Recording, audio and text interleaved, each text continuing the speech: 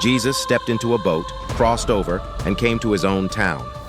Some men brought to him a paralyzed man, lying on a mat.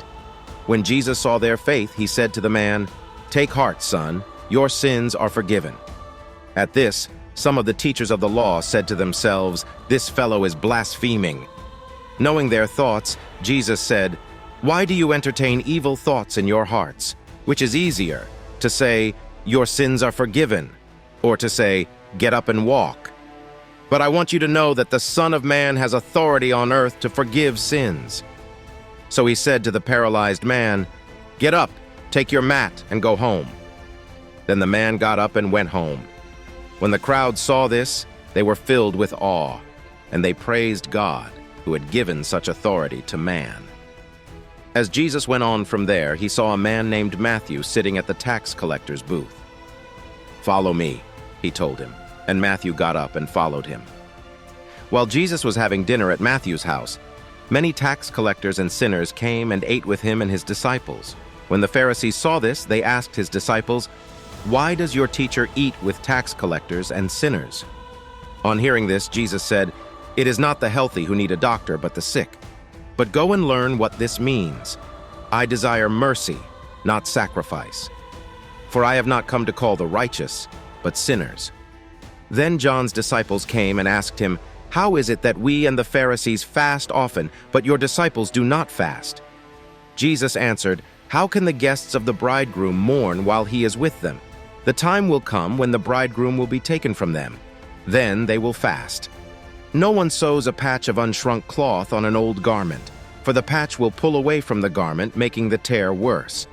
Neither do people pour new wine into old wineskins. If they do, the skins will burst, the wine will run out, and the wineskins will be ruined. No, they pour new wine into new wineskins, and both are preserved." While he was saying this, a synagogue leader came and knelt before him and said, "My daughter has just died, but come and put your hand on her and she will live."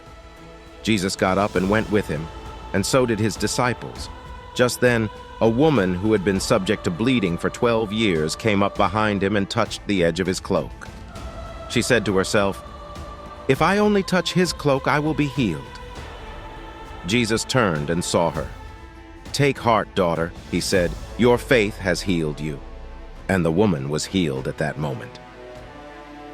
When Jesus entered the synagogue leader's house and saw the noisy crowd and people playing pipes, he said, "Go away. The girl is not dead, but asleep." But they laughed at him. After the crowd had been put outside, he went in and took the girl by the hand, and she got up. News of this spread through all that region. As Jesus went on from there, 2 blind men followed him, calling out, "Have mercy on us, Son of David." When he had gone indoors, the blind men came to him, and he asked them, "Do you believe that I am able to do this?" "Yes, Lord," they replied. Then he touched their eyes and said, "According to your faith, let it be done to you." And their sight was restored. Jesus warned them sternly, "See that no one knows about this." But they went out and spread the news about him all over that region.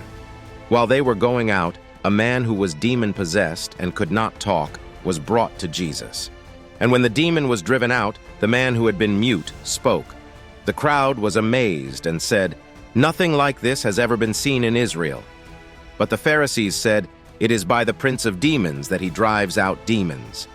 Jesus went through all the towns and villages, teaching in their synagogues, proclaiming the good news of the kingdom and healing every disease and sickness. When he saw the crowds, he had compassion on them, because they were harassed and helpless, like sheep without a shepherd. Then he said to his disciples, "The harvest is plentiful, but the workers are few. Ask the Lord of the harvest, therefore, to send out workers into his harvest field."